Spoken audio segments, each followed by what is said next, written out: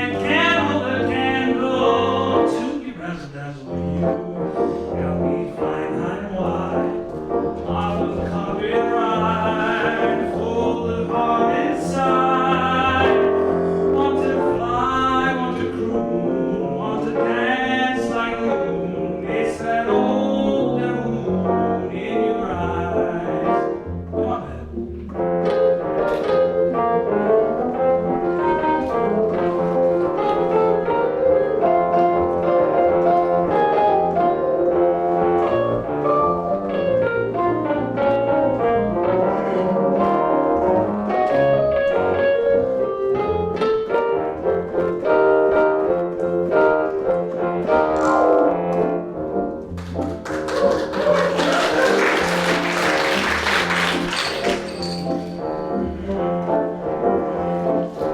I look at you and suddenly something in your eyes I see soon begins bewitching me. It's that old devil moon that you stole from the sky. It's that old devil moon in your eye. Just when I think I'm free as a dove, old devil moon clear in my eyes blinds me with love.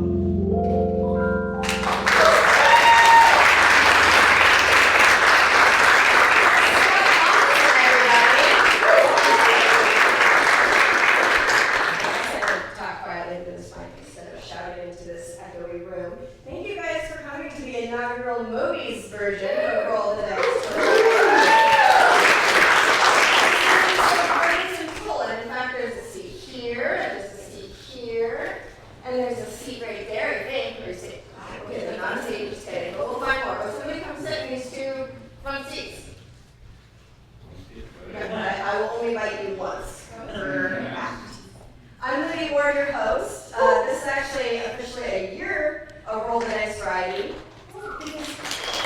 I know all of us have and so I'm inviting people to come here and amaze you with their incredible talents. There are only a couple of house rules. There is no cell phone use, no photos, no videos, because we're a tiny little dark room and we want to enjoy this space together. We have Mark Moody in the back, our official videographer. Also, Dan dropped in to take some pictures and video. Ben Bromfield's doing all the jobs.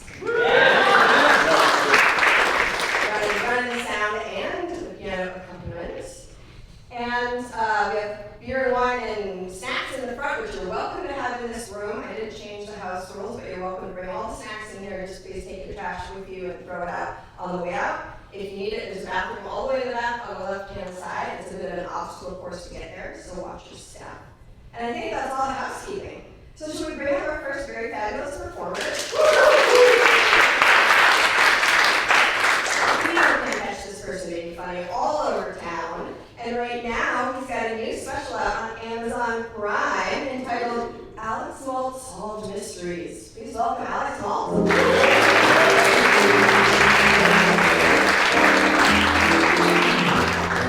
All right. Perform before all the actual interesting performers here. You know, like there's a magician who's gonna balance on chairs who's gonna come up later, and I lost a fight with my cat today. That's where I got this scratch, in case you're wondering.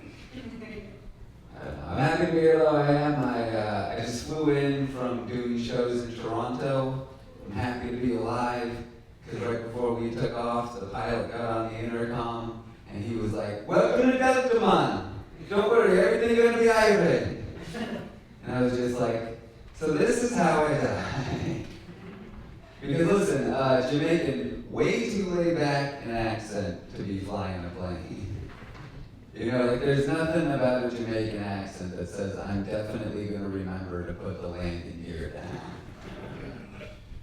Like, just to be clear, it's an accent thing, not a race thing.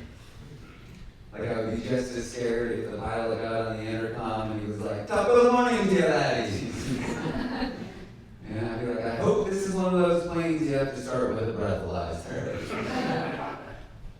Right? Because there's just some accents that don't fit the job, you know? Like, you hate to be checking into Disneyland, and and have the person taking your tickets just be like, welcome to the most wonderful place in the world. Show me your papers, please. See, I don't know, that feels like trap to me. Yeah, I'm happy to be looking forward to going home now. Much like this place, I just moved. My wife and I just got our first house. I hate moving, so I had to find a show to watch while I unpacked. I started watching Naked and Afraid. Yeah, my wife hates that I watch that show. She's always like, you just watch that for the naked people. And I'm always like, honey, it's so much more. They are also afraid. I don't know, I just feel like all she'd have to do to not be really angry at me though is sit down and watch an episode. Because it turns out most of the people on that show are not the kind of people you want to see naked. You know, it turns out not too many supermodels dabble as survival experts on the side. I'll be honest though, it's not about the nudity. Because Disney Plus does this interesting thing where they don't blur the butts, they only blur the bits. So it creates this fun little subplot for me I like to call what's beneath the blur. You know, because like sometimes you'll see a guy from behind, no butt blur, little blur dangling out between his legs. And you're just like, good for Steve. Just him and a hog out there in the Mojave building a lean-to. It was nice having a house. I love the house. The only thing I hate about the house is that there's a crawl space underneath it, and I am terrified of it. Just like little kid monsters under the bed scare of it. It's real weird to be 40 and find out you're still afraid of the dark. You know, no piece is like I'm scared of the dark, I'm scared of spiders, snakes, I'm scared there's an escaped convict living under there. You know, to be honest, it doesn't matter what's under there, right? Because you take anything, put it in a crawl space, instantly more terrifying. You know, like mailman waving to you from the street. Nothing terrifying about that, right? Mailman waving to you from a crawl space. Literally the premise of multiple horror movies. Alright, because there's like no story that starts with, so I just crawled underneath my house, and ends with, that was the best day of my life. And like normally it'd be like an out of sight, out of mind thing, but the inspector or somebody must have left a light on down there, because every night I see it coming up through the cracks. And that's just gonna stay on until I move out. Like, because I've done the math and I'm willing to pay 10 cents a day to not be murdered by an evil clown. Beat that subscription model, Netflix. The thing no one told me about living in a house, I lived in apartments my entire life, is how many solicitors show up at your door every day. Just like every day, it's oh great, my Amazon order's here. And then some guy like, are you happy with your home security? It's like, not today, I'm not. I hate being dicks to them though, because like I feel like that's bad karma, because I also perform for a living. You know, so what I started doing, because I want them to feel like it was their choice to leave, is I just started acting more excited about whatever they're selling than they are. So it's like, you're selling magazines? No way, I'm selling magazines. How many subscriptions do you want? You're running for mayor. No way, I'm running for mayor. I'll vote for you if you vote for me. I go up with Latter-day Saints coming to the door. She's like, yeah, I believe in your Lord and Savior. Do you want to believe in mine? He has 7 legs and lives inside a pomegranate. I think you're going to dig him.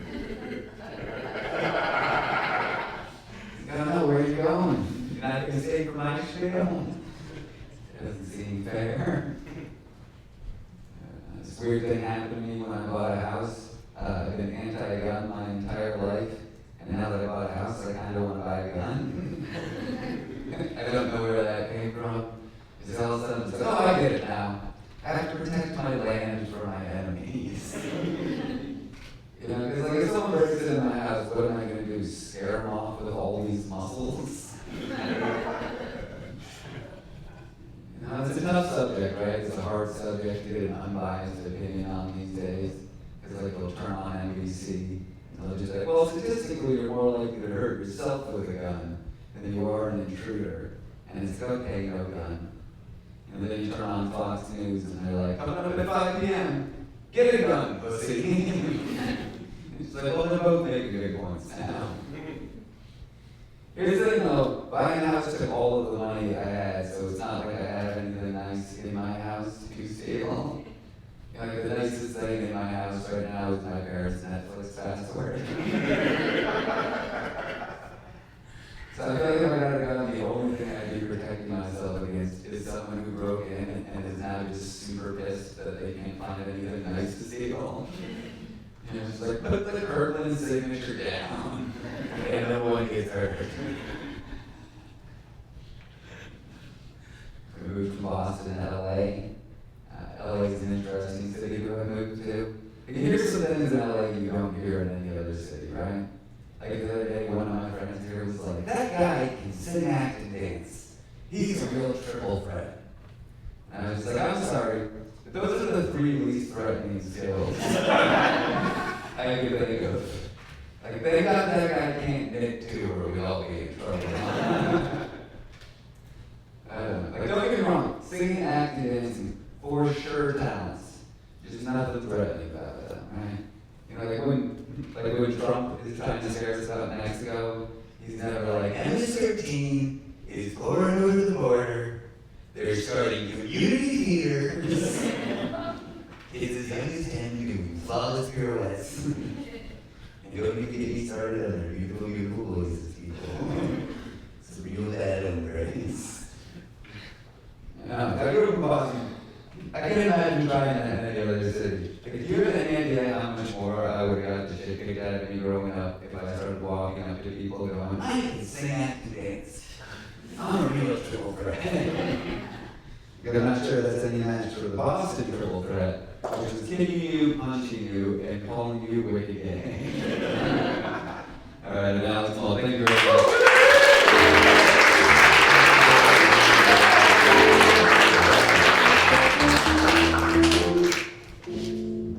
I love giving things away, and I tried a different thing this time. If you bought a ticket, and thank you for getting it early so that you knew that the house would be gorgeous and full like it is, you got a sticker when you came in, and some of those stickers have numbers on the back, so I'm going to give some fun things away. I'll just get a roll. Oh, And then, I have a Cody t-shirt for someone. Yeah, look at the roll. Does anybody have one? Right.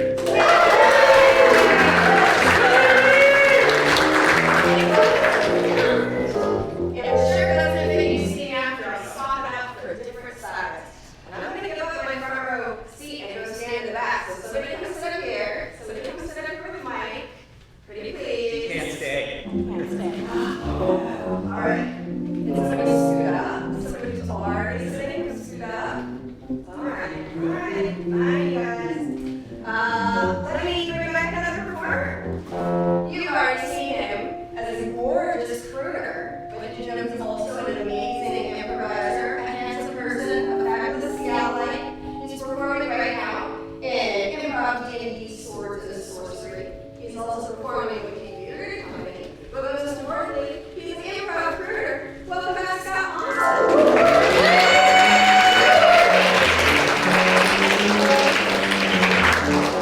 Hey everybody, so I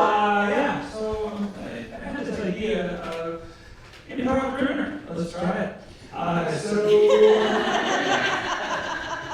It's something else, so let's hold on.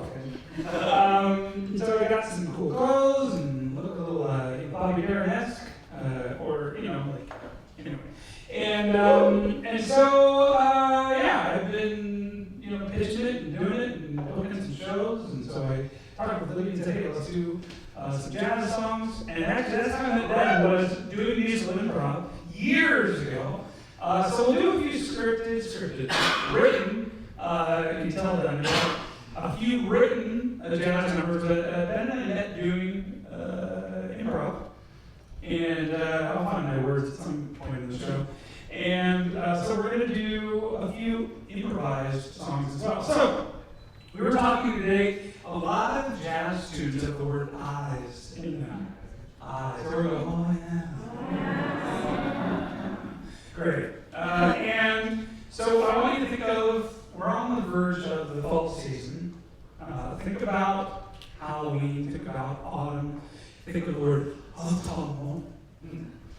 I want you to think of something simple, a simple word, quintessentially autumn. Throw out a few words, and we're just going to throw that in front of the word eyes, and that'll be the giant song. So throw a few out, we'll just do Leaves. There you go, Jack. We'll go cozy. I'll go cozy, and so what Ben's going to do, Ben's just going to improvise a song, and we're going to make a song called Cozy Eyes.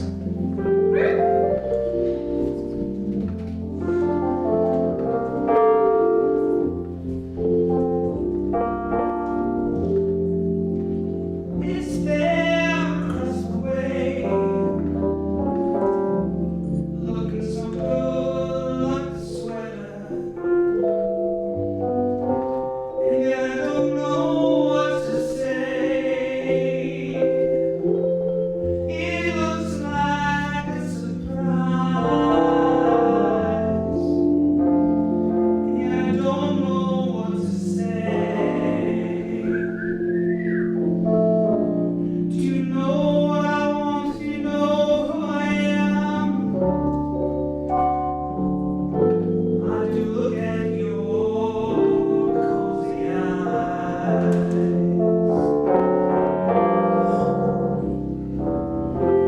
What is it that allures me so? What is it that allures me to the soul?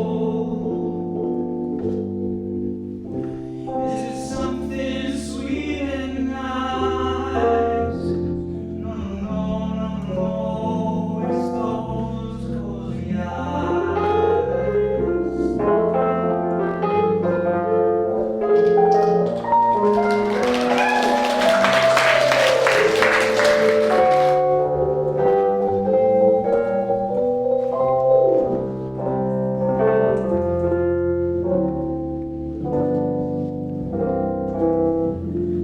I see it a mile away, and yet I don't know what to say.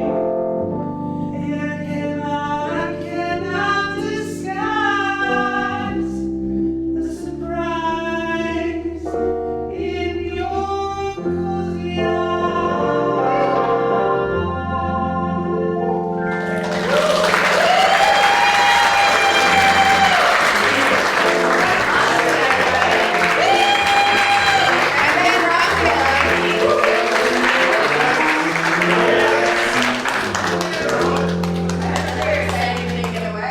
Our favorite record store on Magnolia in Burbank called Run Out Group donated a $25 gift card for all of your works and vinyl needs.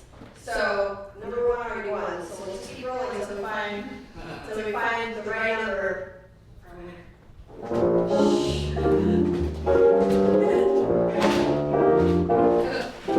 Oh my gosh, so spoiled. Again. Look at that. Four. Woo. I know,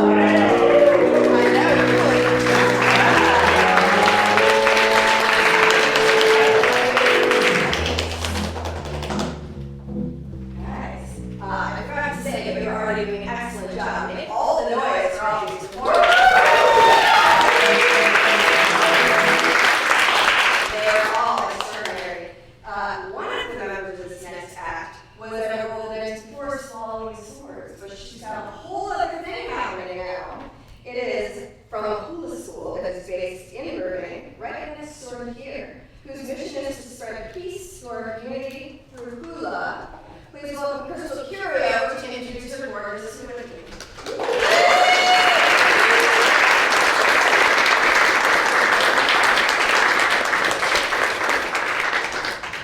Let's do it.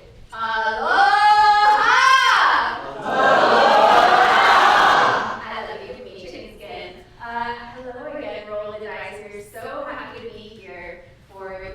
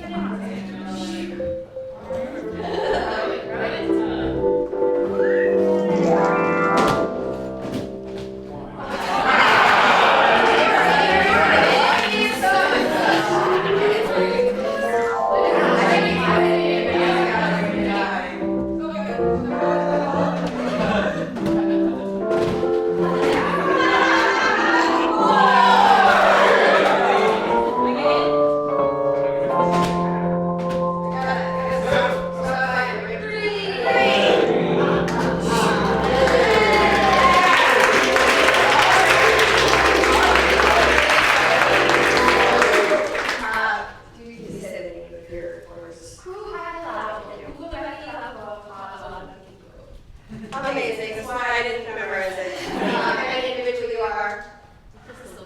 Woo! Pam, Julie, Gretchen.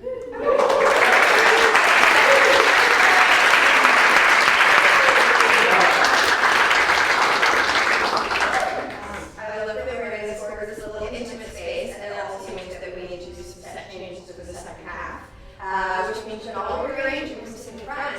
You can also get your wine and snacks in the very front. You can go to the bathroom, and we'll see you back here in 10 minutes.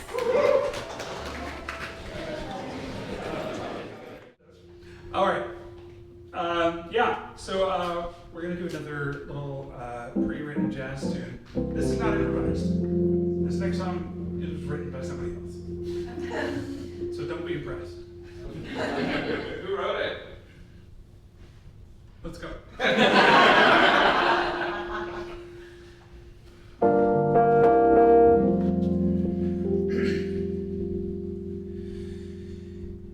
In a sentimental mood,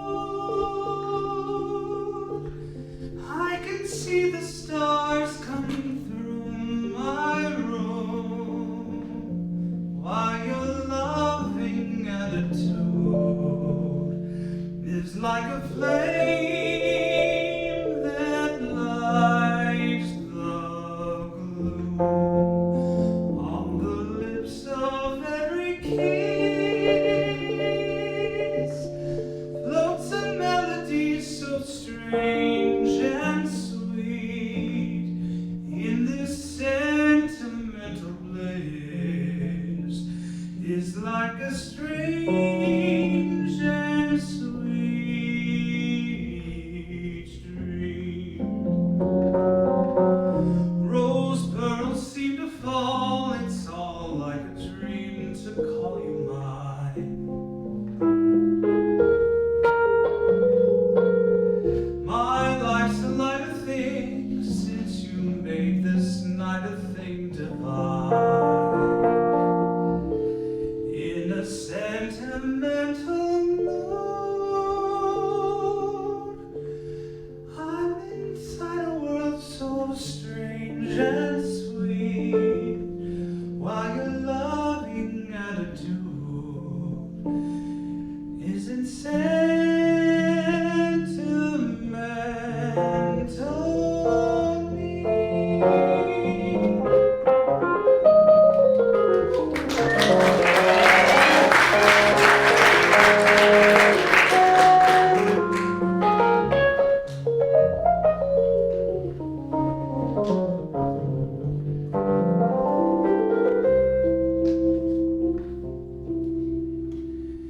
In a sentimental mood, I'm within a world so strange and sweet, for I never thought that you would be with a sentimental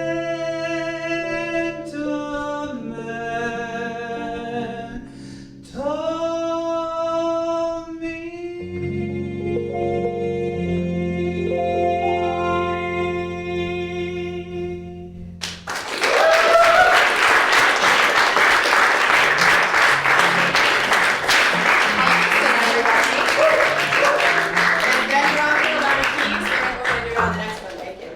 Good looking out. And Ben Brownfield.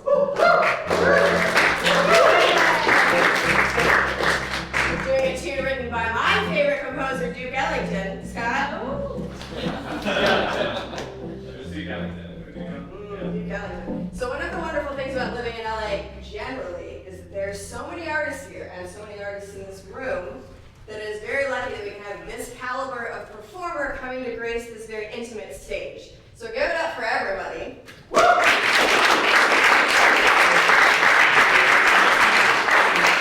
And then let's bring up another one of these amazing, talented performers. This person is a Moth Grand Slam story winner. It's Miss Julia Lechner.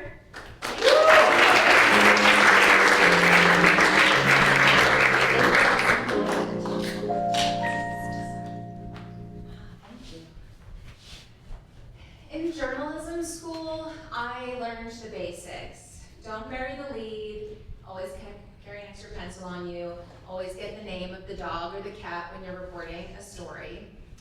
I was warned against going into journalism as a profession. A lot of people told me the shrinking newsrooms, there's low pay, there's long hours, but then when I was in college, my professor showed me All the President's Men, and I was hooked. I left ready to unearth and break my big story, my Watergate.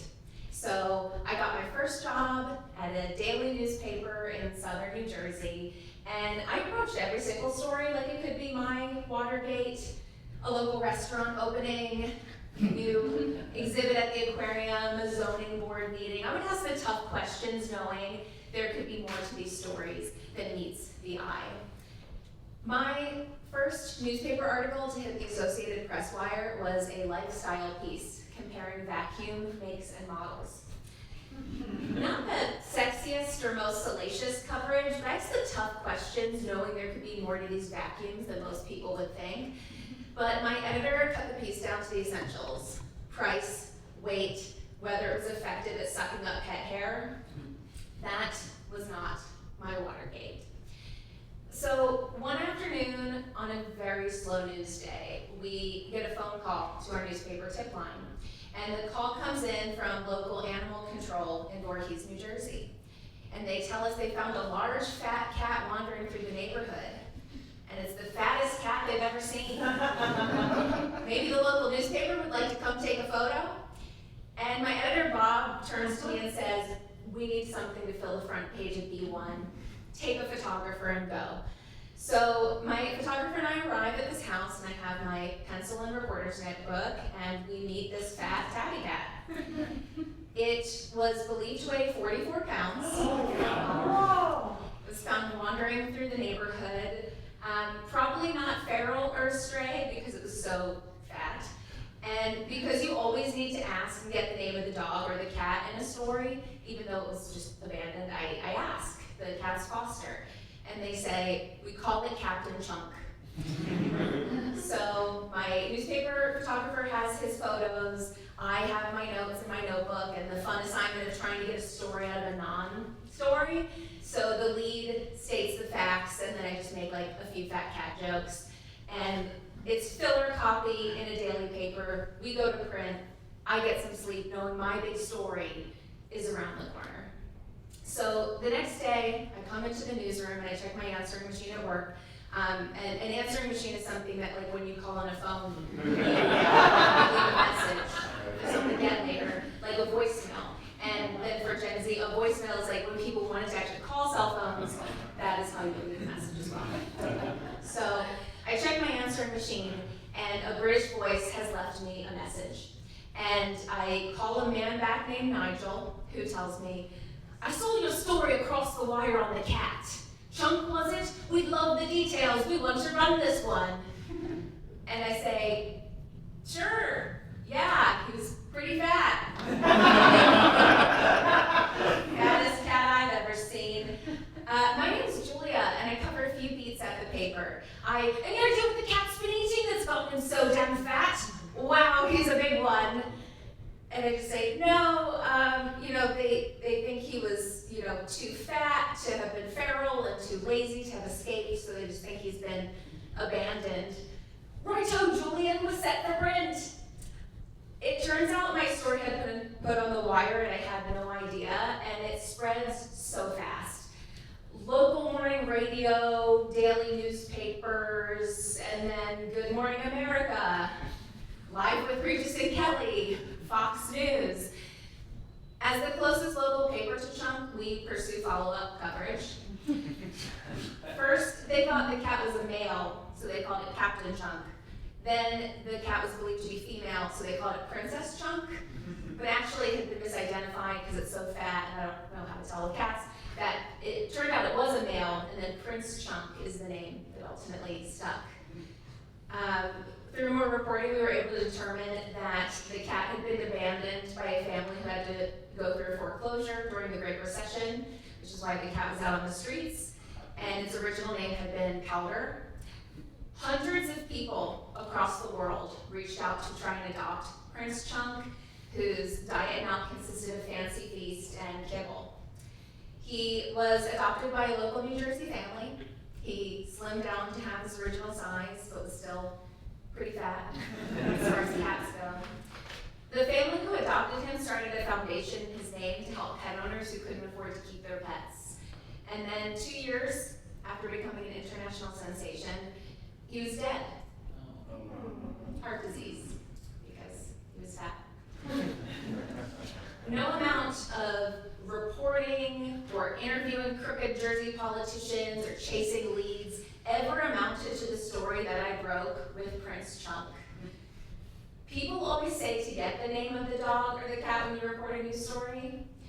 Chunk's name is immortalized. He even has his own Wikipedia page, which I hope you check out after the show.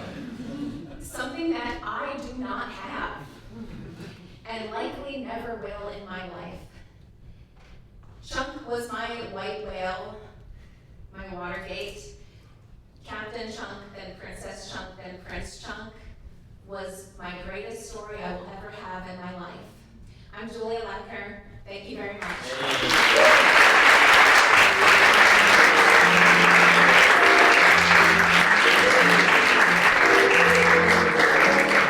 Julia Lepker, everybody. If cats know this, but women can be captains too. Oh yeah. And I put another 1 and another 4 out in the sticker rotation, so you haven't won yet and you have one of those numbers. Then I might have a Moby's Pride t-shirt for you. Beautiful. So am I. 2. Yeah! And Alex, come sit up here. Where'd you go? Did Alex just run away? Okay, that's fair.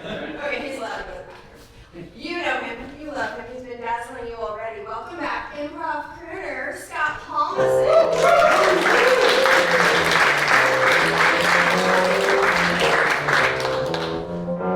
All right, so we're gonna improvise one more song. Sorry, I was sewing into, so there we go.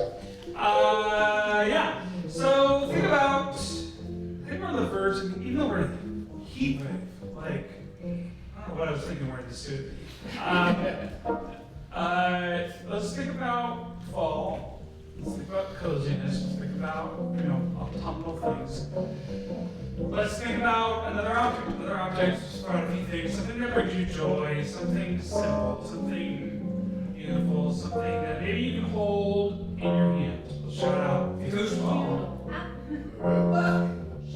Pomegranate. Pie. Okay, let's go pie. Or pie. Great.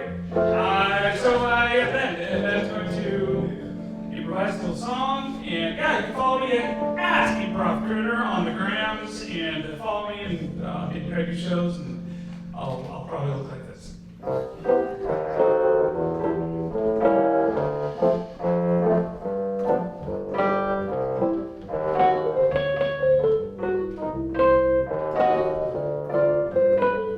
I don't want it salty, no, no, no. I don't want to have it here, I'd like to take it to go. I don't want it to make me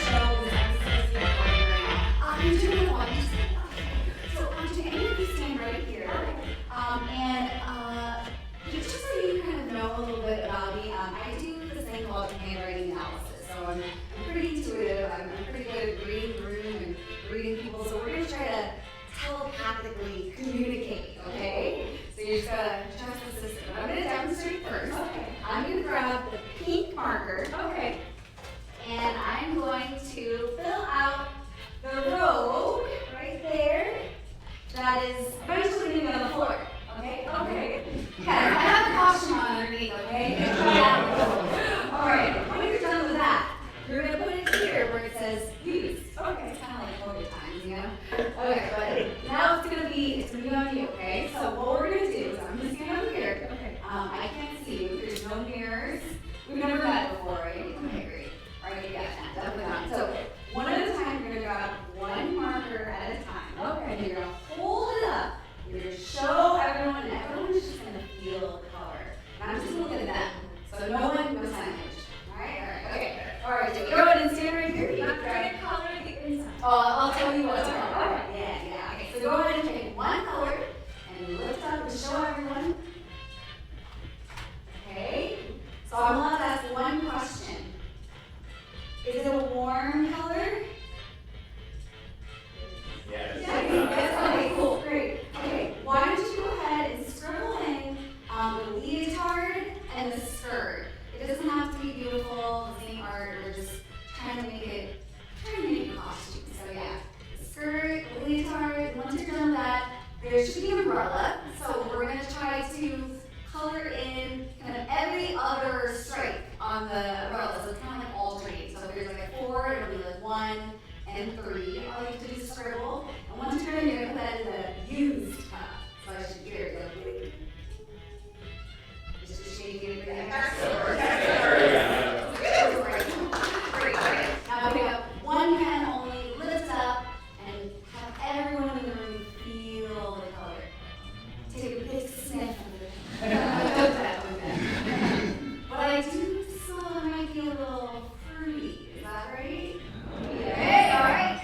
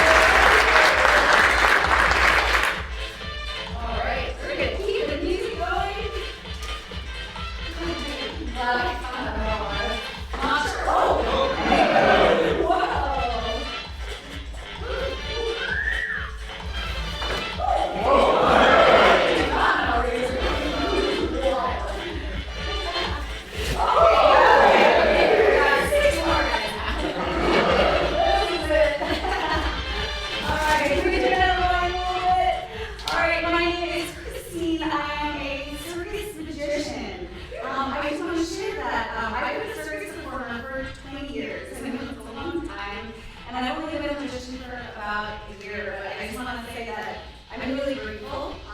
Circus has been my love and my passion for so long, and I never thought I'd find like a second love, and I've been finding that in magic, and I'm having so much fun combining the two and being here and performing for all of you, so thank you all for being here and supporting.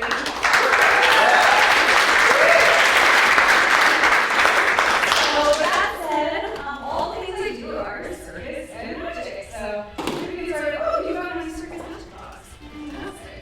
All right, so here's a few things we're going to do. I'm gonna get some funny involved here. I'm gonna pass out some post-its, pens, and all we need is like, oh, we're gonna have to use that. Sorry.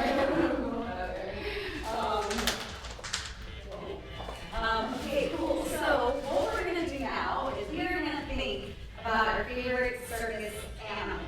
Okay, so you can, don't worry, I don't have any animals in the show. You can come after me and snuffle. So anyway, I just want you guys to think about your favorite circus animal, and I'm gonna actually go in and I'm gonna see what other people have put before. Okay, tiger. Penguin. You guys see the penguin in the circus? I would love to see penguins. Right, you get so go ahead, guys, and start pulling those out. As you do that, I'm gonna set up for the next trick.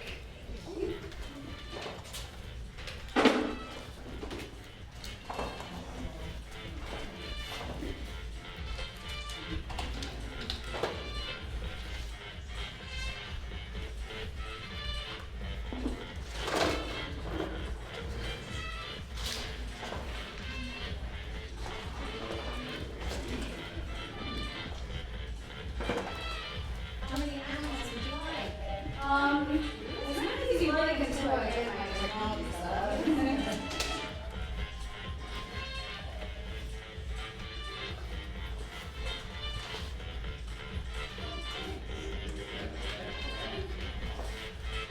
Did I show up? Yes! Woo! That just shows me you got the costume right.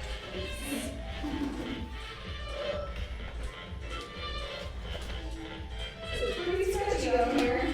Oh, we got better skin over next time, but it's work now.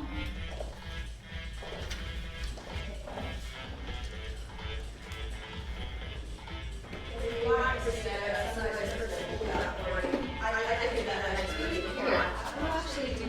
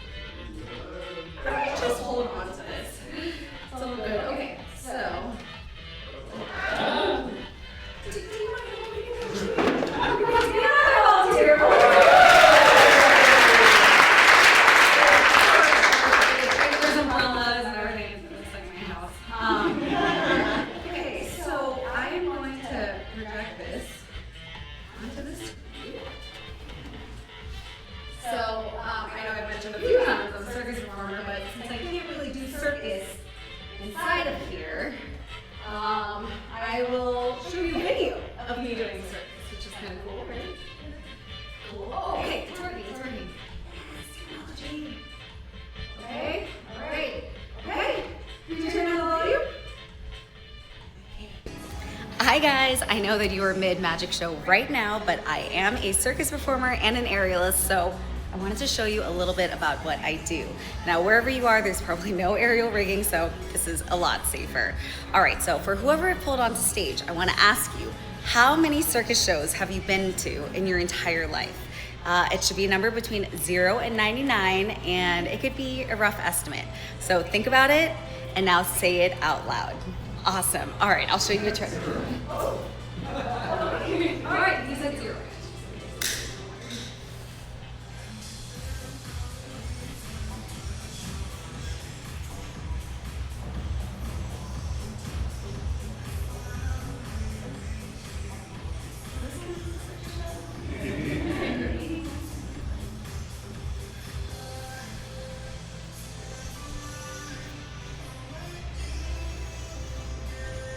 All right.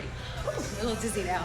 All right, so craziest thing is that whiteboard has been there the entire time. And if you remember the number you said, I think I already knew what you were thinking. Let's see it.